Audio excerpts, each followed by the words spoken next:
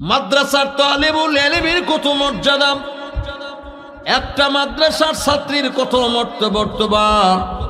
আল্লাহর নবী মুহাম্মদুর রাসূলুল্লাহ সাল্লাল্লাহু আলাইহি ওয়াসাল্লাম বলছেন, কোন তালিবুল ইলম যদি রাস্তা দিয়া হাইটা যায়, তালিবুল ইলম যেই রাস্তা দিয়া হাইটা যায়, আল্লাহর নূরের তৈরি ফেরেশতারা তাদের পায়ের নিচে পর বিছায়া দেয়।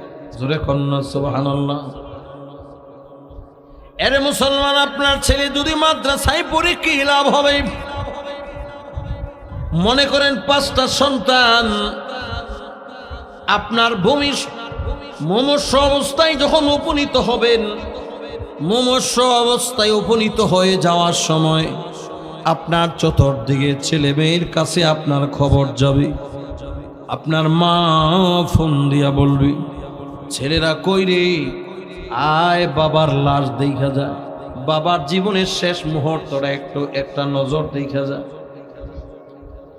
মেয়ের কাছে ফোন যাবে, আয় জিন্দা অবস্থায় যদি বাবাকে দেখতে চাও, আর দেরি করো না, জলদি তোমার বাবাকে দেখবার জন্য আসো। মুমিন লম্বা টাইম হয়ে গেছে, বাবা বিছানায় পড়ে আছে, ডাক্তার বলছে বাসায় নিয়ে যান, তার জীবনের অন্তিম সময়, শেষ টাইম, বেশি দিন আর বাঁচবে না, কোন সময় চলে যায় তার কোনো ওয়ারেন্টি গ্যারান্টি নাই। একটা ছেলে এমবিবিএস ডাক্তার বানাইছে, এরে মুমিন, আরেক ছেলেকে জজ বানাইছে, আরেক ছেলেকে ছোট্ট মাসুম বাচ্চা, এই ছেলেটারে এরকম সুন্নতে নববী মাদ্রাসায় ভর্তি করেছে। দূর থেকে এমবিবিএস ডাক্তার দৌড়াইয়া বাবাকে দেখবার জন্য যদি চলে এসেছে, ওই বাবা সন্তান যেখানে চাকরি করে সেখান থেকে বাবার জন্য রসমলাই নিয়ে আসছে। আরেকটা ছেলে জজ, ব্রাহ্মণ বানিয়া জজ করে মুভ করে, জজ কোর্টের মধ্যে সেটার ডিউটি করি, ব্রাহ্মণ বাড়িয়া বাসা বাড়িতে থাকি। বাবার এই কথা শুনি দৌড়াইয়া বাড়িতে আসছি। ব্রাহ্মণ বাড়িয়া থেকে বাবার পছন্দ মতো বাবার জন্য আঙ্গুর নিয়ে আসছি। এরে মুমিন, পাশের মাদ্রাসার মধ্যে যে ছোট ছেলেটাকে মাদ্রাসায় দিয়েছে, এই ছেলেটা সেও খবর পাইয়া দৌড়াইয়া বাড়িতে গিয়েছে বাবাকে দেখবার জন্য। এই মাদ্রাসার তালিবুল ইলমটা গড়ের মধ্যে গিয়া দেখে, এ মুমিন মনোযোগ দিয়ে শুনবেন, বড় ভাই এমবিবিএস ডাক্তার বাবাকে রসমলাই খাবার জন্য বাধ্য করতে, আব্বা আপনি না রসমলাই বড় পছন্দ করেন, আমি আপনার জন্য কুমিল্লা শহর থেকে রসমলাই এনেছি। মেজু ছেলে আব্বাকে বলছে, আব্বা আপনি না কমলা লেবু বড় পছন্দ করেন, আব্বা গো আমি আপনার জন্য কমলা লেবু এনেছি, আপনি কমলা লেবু খান। এরে মুমিন, বাবা কিসের রসমলাই খাবে, বাবা কিসের কমলা লেবু খাবে? বাবার তো সাকরাত শুরু হয়ে গেছে, বাবা মুমূর্ষ অবস্থায় উপনীত হয়েছে, মৃত্যুর যন্ত্রণা বাবা শুরু হয়ে গেছে। এই যে সুন্নতে নববী মাদ্রাসা থেকে ছোট তালিবুল ইলমটা গিয়া দেখে বাবার অন্তিম টাইম, বাবা মুমূর্ষ অবস্থায় ঘোরাঘুরি করছে, বাবার জীবনের শেষ টাইম। এই তালিবুল ইলমটা এই অবস্থা দেখা বলতেছে, ভাইয়া না, আমার আব্বার জীবনের শেষ টাইম, এখন আব্বার কাছে বসে আব্বাকে ফল খাইতে দিলে আব্বা ফল খাবে না, আব্বাকে যদি এখন রসমলাই এনে দেন আমার আব্বা রসমলাইও খেতে পারবে না। এখন বাবার মুমূর্ষ অবস্থায় উপনীত হয়েছে। আমি আমার উস্তাদদের কাছ থেকে শুনেছি, মানুষ মুমূর্ষ অবস্থায় উপনীত হয়ে গেলে তার পাশে বৈশা বৈশা কালিমার তলকিন দিতে হয়। সুবহানাল্লাহ, জোরে কন্যা। আমি আমার উস্তাদদের জবান থেকে শুনেছি, মানুষ মুমূর্ষ অবস্থায় উপনীত হইলে তার পাশে বসে সূরা ইয়াসিনের তিলাওয়াত করতে হয়। এই মাদ্রাসার সুন্নতে নববীর ছাত্রটা একবারে সর্বকনিষ্ঠ ছেলেটা বাবার কাছে গিয়া বাইয়াদেরকে দূরে সরাইয়া দিলেন। বাবার শিয়রে বৈশাখ কালিমার তালকিন দিতে শুরু করেছি। আর বলতেছেন, আর দেরি করো না, কোরআন শরীফটা আমার হাতে দাও। সুন্নতে নববী মাদ্রাসার হেফজ বিভাগের ছাত্রটা বাবার পাশে বসে সূরা ইয়াসিনের তিলাওয়াত করতে শুরু করেছে। চিৎকার মেরে বলেন না সুবহানাল্লাহ। এরে মুসলমান, ছেলে মাদ্রাসা দিলে কি লাভ হয়? ও মুমিন, একটা ছেলে মাদ্রাসা পড়ুয়া হইলে কি লাভ হয়? এই ছেলেটা বাবার শিয়রে বসে বসে মুমূর্ষ অবস্থায় বাবার পাশে বসে সূরা ইয়াসিনের তিলাওয়াত শুরু করে দিয়েছেন।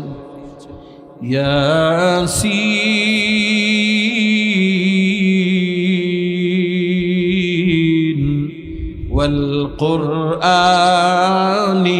হাকীম ইন্নাকা লামিনাল মুরসালিন আলা সিরাতিম মুস্তাকিম তানজিলাল আজিজির রহিম। এরে মুমিন, আল্লাহ নবী বলছেন, কোন ব্যক্তি যদি মুমূর্ষ অবস্থায় উপনীত হয়, তার পাশে যদি কেউ বসে সূরা ইয়াসিন তেলাওয়াত করে, আমার মহান আল্লাহ রাব্বুল আলামিন তার মৃত্যুর যন্ত্রণার কষ্ট আল্লাহ দূরে সরাইয়া দেয়। জোরে জোরে কন্যা আল্লাহু আকবার। এরে মুসলমান, এই তো আলেমুল ইলম বাবার শিয়রে বসে বসে সূরা ইয়াসিন তেলাওয়াত করেছি। সূরা ইয়াসিনের তিলাওয়াত শুনতে শুনতে হঠাৎ করে বাবার চক্ষুটা চিরতরে বন্ধ হয়ে গেছে।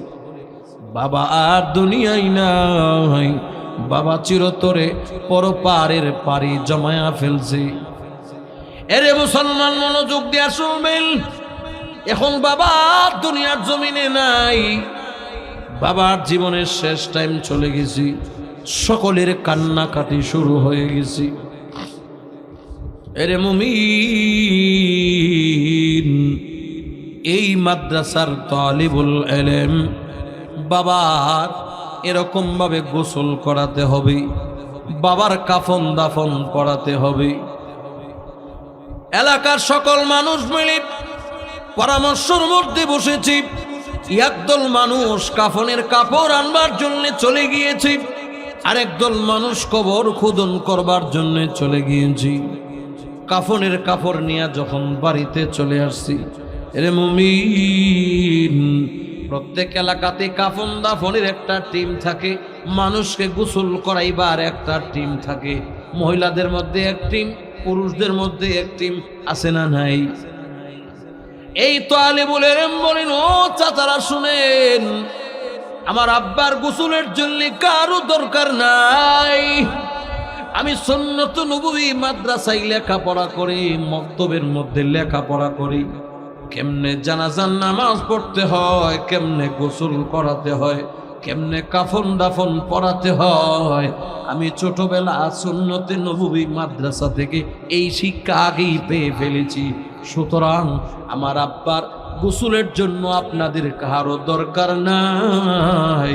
আমার ভাইরা আমাকে পানি আগায়া দিবে, আমার আব্বার গোসলটা আমি নিজেই পড়াইয়া নিব। জোরে জোরে কন্যা সুবহানাল্লাহ। আরে মিয়া, এমন একটা সন্তান আমার আপনার দরকার আছে না নাই? মুসলমান এমন ছেলে স্কুলে পড়লে হবে না, এমন ছেলে ভার্সিটিতে পড়লে হবে না, এমন ছেলে ও মিয়া দুনিয়ার MBBS হলে আপনার জানাজার নামাজ পড়াতে পারবে না, আপনার গোসল করাতে পারবে না। যদি সুন্নত নববী মাদ্রাসা, এদেশের কওমি মাদ্রাসায় যদি ভর্তি করেন, আপনার মক্তব পড়ুয়া কনিষ্ঠ ছেলেটাই যথেষ্ট হবে। এ মুমিন, মাদ্রাসায় লেখাপড়ায় ঠকবেন না। সমস্ত সন্তানগুলি পারল না গোসল করাবার জন্য। এই ছোট সন্তানটা, কনিষ্ঠ সন্তানটা নিজেই বাবার জানাজার নামাজ পড়ালেন, নিজেই বাবাকে গোসল করালেন। কাফনের কাপড় পরাতে হবে, এই ছোট্ট বাচ্চারা নিজেই বাবার কাফনের কাপড় পরাইছে। এরে মুমিন, বাবার কাফনের কাপড় পরাইয়া এরপরে বাবাকে কান্দে কইরা কবরের দেশে নিয়ে যেতে হবে। রওনা হয়ে গেল কবরে নেওয়া। কবরে যাওয়ার আগে তার জানাজার নামাজ পড়াতে হবে জানাজার ময়দানে। মসজিদের সামনে ঈদগাহের ময়দানে জানাজার জন্য উপস্থিত হয়ে গেছে। এ মুমিন, এলাকার মানুষগুলো একিন হয় না ঈদের জানাজার নামাজ তো তার মসজিদের ইমাম সাহেবকেই পড়ানো লাগবে। কিন্তু এই ছেলেটা ডাক দিয়া বলে, চাচা, আমার আব্বার জানাজার নামাজ পড়াবার জন্য মসজিদের ইমাম সাহেবের দরকার নাই, আমার আব্বার জানাজার নামাজের ইমামতি আমি নিজেই করব। জোরে কোন আল্লাহু আকবার। এই সুহাতা এলাকার মুসলমান অন্তিম সময়ে থেকে নিয়া কাফন দাফন পর্যন্ত, মরণের পরে পর্যন্ত একটা ছেলেকে দিয়ে যদি নাজাতের জরিয়া পাইতে হয়, তাহলে আপনার ছেলেকে দেশের কওমি মাদ্রাসায় পড়ানো লাগবে। সুন্নত নববী সহ এরকম যে দেশের যত মাদ্রাসা আছে, এই সমস্ত মাদ্রাসায় আমাদের ছেলেদেরকে পড়াতে হবে। কথা কন্যা ঠিক না বেঠিক? এরে মুসলমান, হাজার হাজার মানুষের উপস্থিতিতে ছোট্ট ছেলেটা জানাজার নামাজ পড়াইবার জন্য চলে গেছে। জানাজার নামাজ পড়াইবার জন্য জানাজার ময়দানে দাঁড়ায় গেছি। অস্ত্র শিখতে এই ছোট মাসুম বাচ্চাটা সমস্ত গ্রামবাসীকে লক্ষ্য করে যে বক্তব্য দেয়, আমার এলাকাবাসী, ছোটবেলা থেকে আমার আব্বা এই এলাকায় আপনাদের সঙ্গে চলাফেরা করেছে। চলার ক্ষেত্রে আমার আব্বার যদি কোনো ভুল হয়ে থাকে, আমার আব্বারে মাফ করে দিয়েন। আমার আব্বার যদি উঠতে বসতে আপনাদের সঙ্গে আচরণ ভিদিতে কোনো কষ্ট দিয়ে থাকে, আমার আব্বারে মাফ করে দিয়ে। আর আমার আব্বার সঙ্গে কোনো লেনদেন যদি থাকে, আমি আছি, আমার বড় ভাইরা আছে, তাদের সাথে যোগাযোগ করেন। আমার আব্বার মাগফিরাতের জন্য আপনাদের কাছে আমি দোয়া চাই, আমার আব্বার জন্য আপনারা দোয়া করেন। ও মুসলমান, এই মাদ্রাসার তালিবুল ইলমটা বাবার মাগফিরাতের জন্য সকলের কাছে দোয়া চাইল, বাবার পক্ষ থেকে সকলের কাছে মাফ চাইল। এ মুমিন, শেষ পর্যন্ত জানাজা শুরু হয়ে গেছে। নিয়ম পদ্ধতি বলে দিয়া জানাজা শুরু হয়ে গেছে। সারাটা গ্রামের মানুষ, এলাকার মানুষ আশ্চর্য হয়ে গেছে, তাজ্জব হয়ে গেছে। আরে দেখছো নি, অমুকে কত বড় ভাগ্যবান, একটা ছেলের মাদ্রাসায় দিয়েছে, তার ছেলেটা তারে কাফন করালো, এরকম ভাবে তার ছেলেটা তাকে জানাজার নামাজ পড়ালো, তার ছেলেটাই তারে এরকম ভাবে সব প্রস্তুতি নিয়েছে, সব কিছু কাজ তার সন্তান করেছে। সমস্ত মানুষের মধ্যে এরকম ভাবে কথোপকথন হচ্ছে। এ মুমিন, জানাজার নামাজ পড়ায়া কবরস্থানের দিকে রওনা দিয়েছে। কবরস্থানের মধ্যে গিয়া ছোট্ট ছেলেটা লাফ দিয়া কবরে নাইমা গেছে। ডাক দিয়া বলে, চাচা, আমি ছোট মানুষ, আমার আব্বাকে আমি একা নামাইতে পারবো না, আমার সামনে আমার সাথে দুইজন নাইমা যান। এরে মুমিন, একটু নামানের পরে এই ছোট শিশু বাচ্চাটা, এই মাদ্রাসার তালিবুল ইলম ছেলেটা বিসমিল্লাহি আলা মিল্লাতি রাসূলিল্লাহ বলে নিজের বাবারে কবরে শোয়া দিয়েছে। এরে মুমিন, যখন সন্তান বাবারে যখন কবরে শোয়া দিছে, আমার আরশে আজিমের মালিক আল্লাহ রাব্বুল আলামিন ডাক দিয়া বলে, ফেরেশতারা সাক্ষী থাক, দেখ তার বাবা কত বড় ভাগ্যবান, তার বাবা বড় কত ভাগ্যবান। দেখ, এমন একটা সন্তান মাদ্রাসায় দিয়েছে, মুমূর্ষু অবস্থায় তার সন্তান বাবার কাছে গিয়া কালিমার তলকিন দিয়েছে। তার সন্তান তারে কোরআনের তিলাওয়াত করে তার কানে বৈশা শোনাইছে, তারে নিজ হাতে গোসল করাইছে, তারে নিজে জানাজার নামাজ পড়াইছে, কাফনের কাপড় পরাইছে। এখন কবরের মধ্যে তারে শোয়া দিয়েছে আর বলতেছে বিসমিল্লাহি আলা মিল্লাতি রাসূলিল্লাহ, আমার রসুলের মিল্লাতের উপর তার কবরে আমার হাতে ন্যস্ত করতেছে। ফেরেশতারা সাক্ষী থাক, তার সন্তানের খাতিরে আমি আল্লাহ তার আব্বার কবরের আযাব চিরদিনের জন্য বন্ধ করে দিয়েছি। এই মিয়া জোরে বলেন আল্লাহু আকবার। এমন বড় ভাগ্যবান বাবা কয়জন কয়জনের ভাগ্যে জুড়ে। ও মুমিন, এই জন্য বলছি একটা ছেলেকে হলেও মাদ্রাসায় দেন, পরকালের চিন্তা করেন। দুনিয়ার জমিনে আমিও থাকবো না, আপনিও থাকবেন না, আমার আপনার কাছে একদিন মরণের ডাক চলে আসবে। জোরে কোন ঠিক নেই? কখন কোন দিন মরণের ডাক আসে ও মুসলমান তুমিও জানো না, আমিও জানি না কখন মরণের ডাক চলে আসে। আমাকে আপনাকে যে এই দুনিয়ার জমিন থেকে চলে যেতে হবে, দুনিয়ার জমিন ছেড়ে দিয়ে যে কবরে চলে যাওয়া লাগবে, এটাই হলো 100% শিওর। কথা কোন না ঠিক না বেঠি? এই জন্যে মুমিন ছেলেদেরকে দিন শিখান, মেয়েদেরকে দিন শিখান, ছেলেদেরকে কোরআন শিখান, মেয়েদেরকে কোরআন শিখান। যদি কোরআন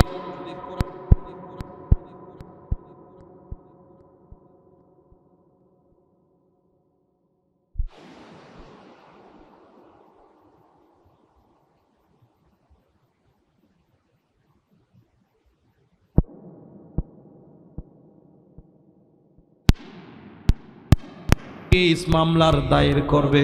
জোরে কোন ঠিক না বেঠি? মুসলমান লক্ষ লক্ষ টাকা স্কুল কলেজে পড়ুয়া ছেলের পেছনে খরচ করতে আপনার কষ্ট হয় না? মাদ্রাসার মক্তবে যদি ছেলেরা পড়ে, এই ছেলের যদি 300 টাকা মাদ্রাসার বেতন দিতে হয়, কইলজা সিরা জায়গা ঠিক নেই। মসজিদের ইমাম সাহেব 10 টাকা চান্দা চায়, মসজিদের চাটাই ছিঁড়া গেছে, 10 টাকা করে তোমরা বাসা থেকে নিয়ে আইসো।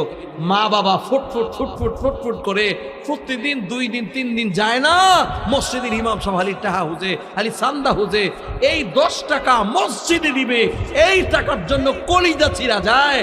ছেলে কলেজে পড়ে, স্কুলে পড়ে, হাই স্কুলে পড়ে, সকালবেলা একটা প্রাইভেট পড়ে 2500 টাকা দিয়ে, সপ্তাহে পড়ায় 5 দিন। ঢাকা শহরে বহুত প্রাইভেট এমন আছে, বহুত কোচিং এমন আছে, সপ্তাহে 3 দিন 4 দিন পড়ায় 4000 5000 টাকা দেয়। সেখানে বাবার কোনো পুরানি নেই, সেখানে বাবার কোনো কষ্ট হয় না, সেখানে বাবার কোনো আপত্তি থাকে না। কথা বলেন ঠিক নেই? আফসোস আপনার জন্য, আফসোস।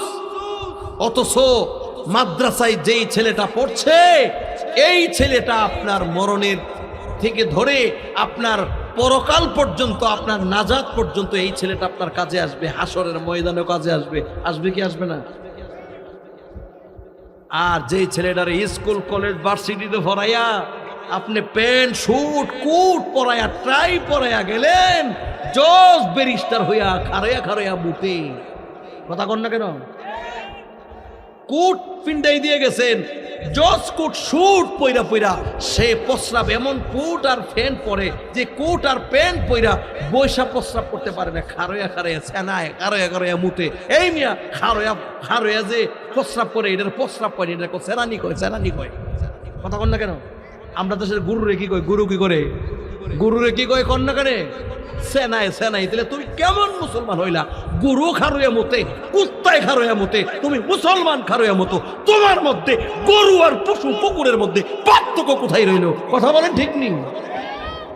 আফসোস তোমার জন্য। এগুলি শিখবার জন্যে, অন্তত শিখার জন্যে 2টা বছর অথবা 3টা বছরের কোর্স কমপ্লিট করেন ছেলেকে মাদ্রাসায় দিয়া। এই কোর্সটা কমপ্লিট করার পরে আপনার ছেলে স্কুলে পড়ুক, কলেজে পড়ুক, ভার্সিটিতে পড়ুক, এই ছেলে জিন্দেগিতে কোনোদিন খারোয়া মুতবে না, খারোয়া চেনাইবে না, খারোয়া কোনোদিন প্রস্রাব করবে না। কথা বলেন? এই ছেলে কোনোদিন বেনামাজি হবে না, নামাজ ছাড়বে না, মানুষের হক নষ্ট করবে না। সে জজ হবে, ব্যারিস্টার হবে, উকিল হবে, মানুষের হক কোনোদিন নষ্ট করবে না, সুদ খাবে না। কথা কোন ঠিক নেই? এ মুসলমান, আল্লাহ নবী মুহাম্মদুর রাসূলুল্লাহ সাল্লাল্লাহু আলাইহি ওয়াসাল্লাম বলছেন, একটা ছেলে যদি কেউ হাফেজে কোরআন বানাইতে পারো কি লাভ হবে?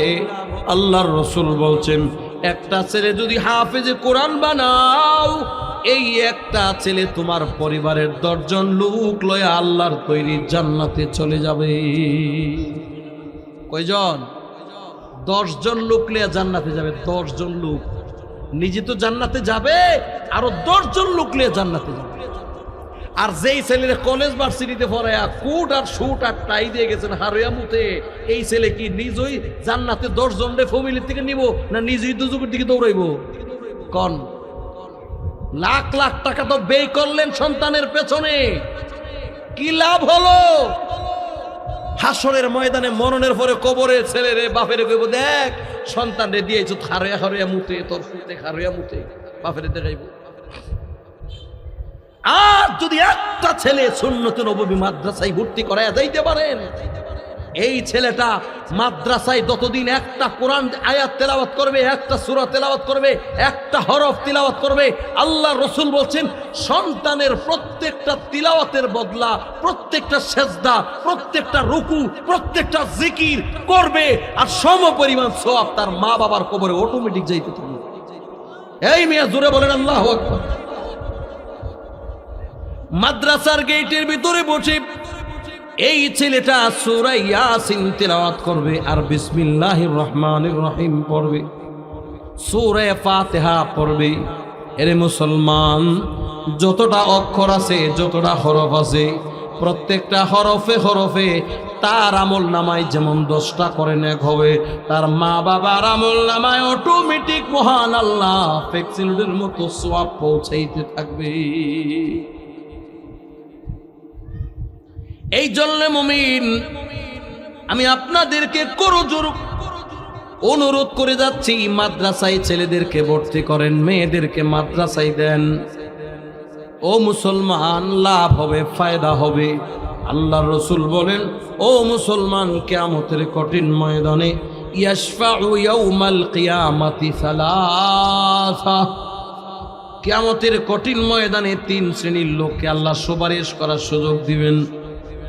আল আম্বিয়া সুম্মাল উলামা ওয়া সুম্মাশ শুহাদা। হাসরের মাঠে আল্লাহ 3 শ্রেণীর লোককে সুপারিশ করার সুযোগ দিবেন। 3 শ্রেণীর লোককে। 1 নম্বর হলো আল আম্বিয়া, সমস্ত নবী পয়গম্বরগণ আল্লাহর কাছে সুপারিশ করবেন। 2 নম্বরে সুম্মাল উলামা, যারা আলেম ওলামা, যারা আলেম ছিল দুনিয়ার জমিনে, যারা দাওরা পাস আলেম হয়েছে, আল্লাহ তাদেরকে কিয়ামতের কঠিন ময়দানে সুপারিশ করবার সুযোগ দিবে। সুবহানাল্লাহ, জোরে বলুন। এ মুমিন, একজন হাফেজে কোরআন আপনার ফ্যামিলি থেকে 10টা লোক, 10টা ছেলে, 10টা পরিবারের 10 জন সদস্যকে নিয়ে জান্নাতে যাবে। আর একজন যদি হক্কানি আলেম হয়, কিতাবে লেখে অসংখ্য অগণিত লোক তার গোষ্ঠীর বংশের লোক লইয়া সুপারিশ কইরা আল্লাহর তৈরি জান্নাতে চলে যাবে। অসংখ্য গ্রামের লোক, এলাকার লোক, ব্লাডের লোক, মহব্বতের লোক, যারা আলেমকে ভালোবাসছিল, মহব্বত করছিল, কিছু হাদিয়া দিয়েছিল, একসাথে বৈশা খাবার খেয়েছিল, একসাথে বৈশা সেও বলবে, বলে হুজুর আপনার সাথে বৈশা একদিন খাবার খেয়েছিলাম, এরপরে হুজুর বলবে চলেন আমার সাথে জান্নাতে চলেন, আল্লাহ স্যার আমার সাথে বড় সম্পর্ক ছিল, আল্লাহ তারা মাফ করে দেন। আলেমের সুপারিশে আল্লাহ তারাও মাফ করে দেন।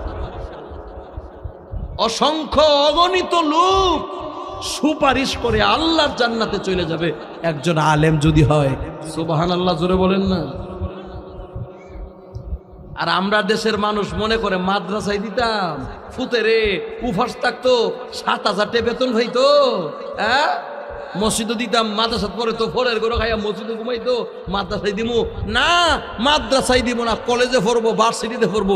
প্রতি মাসে আমার ছেলে বেসিক বেতন পাইবো 62,000, চেয়ারের নিচে না ঘুষের টিয়া পাইবো আনলিমিটেড, এর কোনো হিসাব নাই, ঠিক নেই। আর আমি কমো আমি MBBS ডাক্তারের বউ, বাপ আমি জজের বাব্বা, আমি অ্যাডভোকেটের আব্বা, আমার দাম ওই থাকবো আলাদা, আমার টাকা পয়সার কোনো অভাব থাকতো না, আমার খাওয়ন ফরনের কোনো অভাব থাকতো না, পহেটে গরম গরম টেয়া, আমার ফুতে গরম গরম রুজি করব আর গরম গরম খামু আর চলমু, আমার লগে আর লাগে কেডা, ঠিক নেই। কিন্তু পক্ষান্তরে দেখা যায় যেই বাবা নিজের সুখের দিকে লক্ষ্য করে ছেলেকে কলেজ ভার্সিটিতে পড়ায়, বাংলাদেশের এই দেশের জাগতিক শিক্ষায় শিক্ষিত করে, সেই ছেলেরাই মা বাপের বাদ দেয় না, কথা বলতে হবে, ঠিক নেই। আর যেই বাবারা নিজের সন্তান থেকে কিছুই চায় না বলে আমার এই ছেলেটারে মাদ্রাসায় আল্লাহর রাস্তায় কুরবানি করে দিলাম, টাকা চাই না, পয়সা চাই না, ইনকাম চাই না, কিছুই চাই না, আমার এই ছেলেটা মরণের পরে আমার জানাজার নামাজ পড়াবে, আমাকে কবরে শোয়াইবে, হাসরের ময়দানে এই ছেলেটা আমার কাজে লাগবে, আমার আর কিছু দরকার নাই। পক্ষান্তরে দেখা যায় এই ছেলে জিন্দেগিতে কোনোদিন মা বাবার সাথে দুর্ব্যবহার করে না। মাদ্রাসা পড়ুয়া কোনো ছেলে, মাদ্রাসা পড়ুয়া কোনো আলেম, কোনো হাফেজ, কোনো মুফতি, কোনো মুহাদ্দিস, কোনো মাদ্রাসার টিচার, কোনো মসজিদের ইমাম আজও পর্যন্ত আমার কোনো সারা বাংলাদেশে নাই, গোটা ওয়ার্ল্ডের ভিতরে কোনো লোক এই কথা বলতে পারে নাই একজন আলেমের মা বাবা বৃদ্ধাশ্রমে আছে। পৃথিবীর কেউ এই নজির দেখাইতে পারে নাই, কথা বলবেন ঠিক নেই। জজের মা বৃদ্ধাশ্রমে আছে না নাই? সরকারি চাকরি করে, ডিফেন্সে চাকরি করে, আর্মির মা, পুলিশের মা, হ্যাঁ বাংলাদেশের বিভিন্ন সেক্টরে চাকরি করে প্রবাসে থাকে, তার মা বাবা আমাদের দেশের বৃদ্ধাশ্রমে আছে না নাই? আর ওজোর এখন আছে না নাই? অথচ টাকা পয়সার ইনকামের অভাব নাই, সরকারি টাকা পায়, এরপরে চেয়ারের নিচে তার সুদের টেহা পায়, রেশন পায়, এরপরও মা বাবারে বৃদ্ধাশ্রমে থাকতে হয়, মা বাবারে খাওয়ন দেয় না, পরন দেয় না। মা বাবা বৃদ্ধ হওয়ার কারণে মা বাবা বোঝা হয়ে গেছে, পূজা হয়ে গেছে, মা বাবা এখন তার মাতার পূজা হয়ে গেছে, কথা কন না ঠিক নেই? সেই মা বাবারে নিয়ে বৃদ্ধাশ্রমে রেখেছে। মিয়া মাদ্রাসায় যদি পড়ান জিন্দেগিতে যাই না রাখবেন, আপনার ছেলে যা খাবে জিন্দেগিতে বৃদ্ধাশ্রমে আপনাকে যেতে হবে না। আর যদি স্কুল কলেজ ভার্সিটিতে পড়ান, টাকা পয়সা কামাইবো, কামাই করে আপনাকে দিব, চিন্তা করেন না এই ছেলে আপনাকে ইনকাম করে খাওয়াবে, এই গ্রান্টি আপনি দিতে পারেন না। বুড়া হইলে, বোঝা হইলে, চাকরি হওয়ার পরে এক এক দেশে এক এক বিভাগে সেটেল হয়ে যাবে, আপনার খবর নেওয়ার সময় তার থাকবে না। 6 মাস, 3 মাস, 4 মাস ঘরে পড়ে থাকবেন, বাজার সদাই কিছুই থাকবে না। আশেপাশের মানুষ আপনার কাছে ফোন দিব, ছেলের কাছে ফোন দিব, বলবো আমার মারে নিয়ে বৃদ্ধাশ্রমে রাইখে আসো। বৃদ্ধাশ্রমে খাবার দাবার হবে, বৃদ্ধাশ্রমে আশ্রয় কেন্দ্র হবে। এদেশের ঘরে, সন্তানের ঘরে খাবার হবে না, সন্তানের ঘরে আপনারটাই হবে না। মাদ্রাসায় যদি ছেলেরা পড়ান, আল্লাহ নামের কসম করে বলছি, আজও পর্যন্ত কোনো মায়ের বেটা এই কথা বলতে পারে নাই মাদ্রাসার সন্তান, মাদ্রাসা পড়ুয়া কোনো আলেমের মা বৃদ্ধাশ্রমে আছে, এই কথা কেউ বলতে পারে নাই। মোহতারাম, করজোর বিনয় করে বলছি, মাদ্রাসায় ছেলে দেন, ঠকবেন না, জিতবেন। আপনি কষ্ট করা লাগবে না, আপনার ছেলের শেষ বিন্দু রক্ত পর্যন্ত যতক্ষণ বুকে থাকবে মা বাবাকে কষ্ট করতে কোনোদিন দিবে না, কখনো দিবে না, কোনোদিন দিবে না, ঠিক না বেঠিক? এই জন্য মোহতারাম, এখন আমাদের যাদের ছেলে বড় হয়ে গেছে, পড়ার টাইম নেই, তবে তো গেছেই। ভবিষ্যৎ প্রজন্ম আমাদের যেই ছেলেরা সামনে আমাদের বড় হচ্ছে, আমাদের নাতি, পুতের ঘরের নাতি, মেয়ের ঘরের নাতি, যত ছোট ছোট বাচ্চারা ভবিষ্যৎ প্রজন্মে আছে, প্রতিটা ছেলে প্রতিটা মেয়েকেই মাদ্রাসায় দিব, বলেন ইনশাল্লাহ, জোরে বলেন ইনশাল্লাহ। সবগুলি ছেলেকে আলেম বানান আর না বানান, আলেম বানানোর দরকার নেই, সবগুলি আলেম হওয়া দরকার নেই, অন্তত পক্ষে এই ছেলেটাকে এতটুকুন শিক্ষা দেন যতটুকুন এলেম শিক্ষার দ্বারা পাক না পাক, হালাল হারাম, জায়েজ না জায়েজ, মাকরুহ মুবাহ জানতে পারে। এতটুকুন এলেম যতটুকুন এলেম শিক্ষা করা ফরজ করছে তলাবুল ইলমি ফারিদাতুন আলা কুল্লি মুসলিম, প্রত্যেক মুসলমানের উপরে যতটুকুন এলেম শিক্ষা করা ফরজ। এতটুকুন শিক্ষার জন্য মাদ্রাসায় দেন, এরপরে নিয়ে আপনার কলেজে দেন, ভার্সিটিতে দেন, এতে আমাদের কোনো আপত্তি নাই। তাহলে আমরা প্রাথমিক শিক্ষা আমরা দিব মাদ্রাসায়। প্রাথমিক শিক্ষা হবে কোরআনের শিক্ষা। বলেন প্রাথমিক শিক্ষা কি হবে? এই মিয়া জোরে বলেন, প্রাথমিক শিক্ষা কি শিক্ষা হবে? প্রাথমিক শিক্ষা হবে কোরআনের শিক্ষা। আর আমরা প্রাথমিক শিক্ষার জন্য আমরা দিয়া দিই কই? কিন্ডার গার্ডেনে না, এগুলিতে দিয়া আমরা ছেলেদেরকে তো স্কুল কলেজে পড়াবো, অসুবিধা নেই, কিন্তু প্রাথমিক শিক্ষাটা কোরআন শিক্ষা দেব। আল্লাহ যেন আমাদের সকলকে, আমাদের প্রত্যেকটা ছেলে মেয়েদেরকে দিন শিক্ষা দিতে পারি। দিন শিক্ষা দিয়া, দিনের লাইনে দিয়া যদি যায়, এই ছেলের জন্য আল্লাহর কাছে প্রশ্নের সম্মুখীন হওয়া লাগবে না। আর যদি তাদেরকে দিন না শিখাইয়া যায়, আল্লাহর কাছে সম্মুখীন হতে হবে। এই নিজের ছেলে আমার আপনার বিরুদ্ধে কেস মামলা দায়ের করবে। আল্লাহ আমাদেরকে বুঝ দাও, আমাদের প্রত্যেকটা ছেলেকে আমরা মাদ্রাসায় পড়াইতে তৌফিক দাও, দিন শিখাইবার তৌফিক দাও। সুবহান রাব্বিকা রাব্বিল ইজ্জাতি আম্মা ইয়াসিফুন ওয়া সালামুন আলাল মুরসালিন আলহামদুলিল্লাহি রাব্বিল আলামিন। আসসালামু আলাইকুম ওয়া রাহমাতুল্লাহি ওয়া বারাকাতুহু। আজান হয়ে গেছে, আমরা নামাজের প্রস্তুতি গ্রহণ করি। আল্লাহ তাআলা সকলে বুঝ দান করো। আমরা এখন নামাজের প্রস্তুতি নিব। আসসালামু আলাইকুম ওয়া রাহমাতুল্লাহি ওয়া বারাকাতুহু। ইলাহা ইল্লাল্লাহু ওয়াহদাহু লা শারীকা লাহু ونشهد أن سيدنا وسندنا وحبيبنا ومولانا محمدا عبده ورسوله الذي أرسله بالحق بشيرا ونذيرا وداعيا إلى الله بإذنه وسراجا منيرا. أما بعد فأعوذ بالله من الشيطان الرجيم. بسم الله الرحمن الرحيم. وإذا قرئ القرآن فاستمعوا له وأنصتوا لعلكم ترحمون.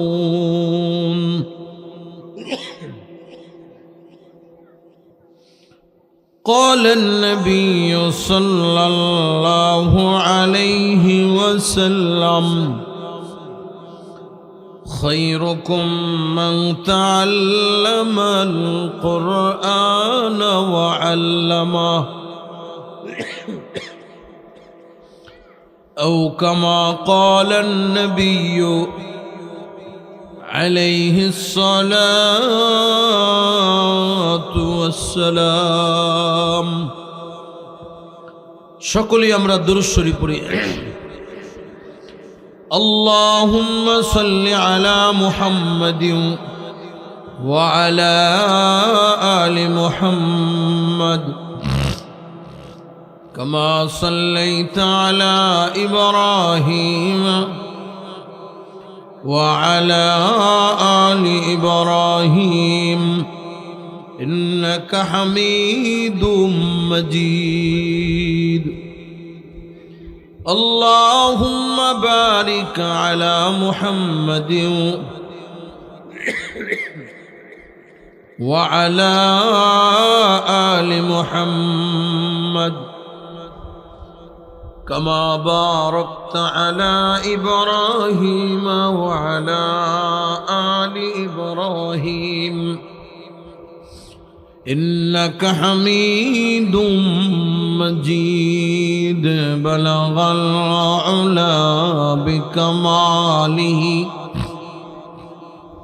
كشف الدجى بجماله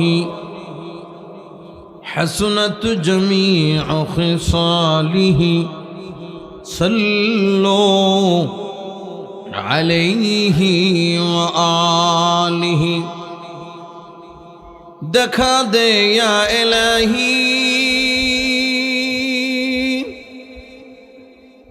مدینہ کیسے بستی ہے جس میں رات اور دن مولا تیرے رحمت برستی ہے بلغ العلا بکمالہ کشف الدجى بجمالہ حسنت جمیع خصالہ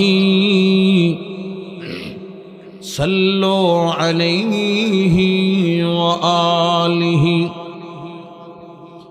سلموا يا قوم بل صلوا على صدر الأمين مصطفى ما جاء إلا رحمة للعالمين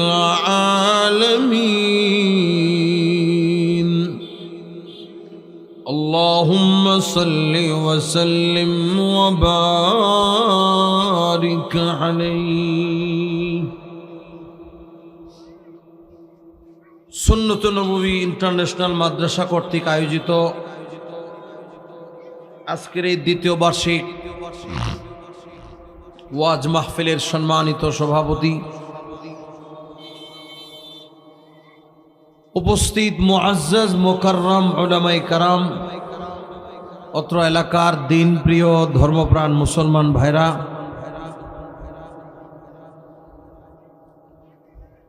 উপস্থিত আমার প্রাণ প্রিয় যুবক ভাইরা, পর্দার আড়ালে অবস্থানরত আমার অত্যন্ত সম্মানিতা মা এবং বোনেরা, মহান মনিবের আলিশান দরবারে অসংখ্য অগণিত শুকর গুজার করছি,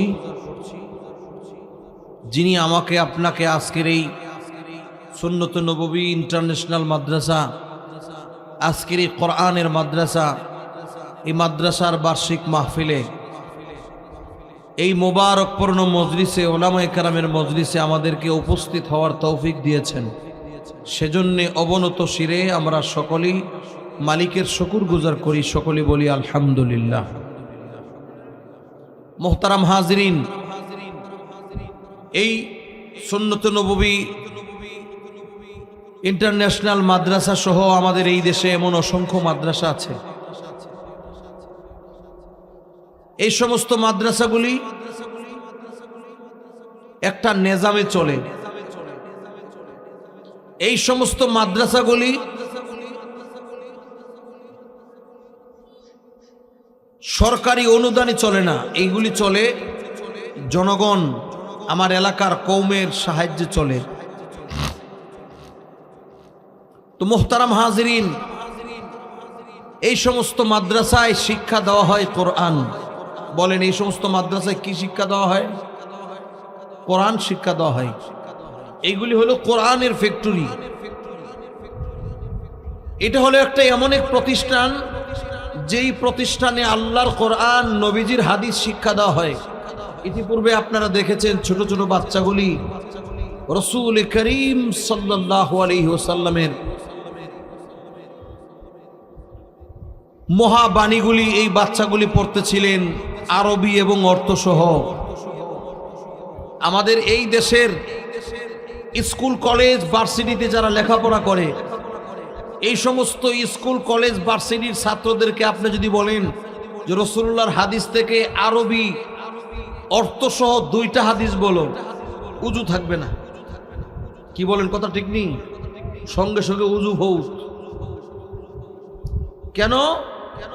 ওই সমস্ত স্কুল কলেজ ভার্সিটিতে সেখানে কোরআন শিক্ষার সুযোগ নাই, তাদের পাঠ্যবস্তুর ভিতরে কোরআন শিক্ষা নাই, তাদের পাঠ্যবস্তুর ভিতরে হাদিসের শিক্ষা নেই, তাদের পাঠ্যবস্তুর ভিতরে নামাজের শিক্ষা নেই, তাদের পাঠ্যবস্তুর ভিতরে কালিমা তৈয়বা শিক্ষা নেই, 5 কালিমার শিক্ষা নেই, তাদের পাঠ্যবস্তুর ভিতরে জুমার নামাজ কেমনে পড়তে হয় সেটা নেই, ঈদের নামাজ কেমনে পড়তে হবে সেটা নেই, জুমার নামাজ কেমনে পড়তে হবে সেটা নেই, জানাজার নামাজ কেমনে পড়তে হবে সেটা নেই। কিন্তু আমাদের এই দেশের মাদ্রাসাগুলিতে প্রাথমিক অবস্থা থেকেই আমাদের বাচ্চাগুলিকে কোরআন শিখার পাশাপাশি জরুরি মাসআলা মাসাইল, যেই মাসলা মাসাইলগুলি না জানলেই নয়, যার দ্বারা হালাল হারাম, জায়েজ না জায়েজ, মাকরু মুবাহ এইগুলি শিক্ষা দেওয়া হয়।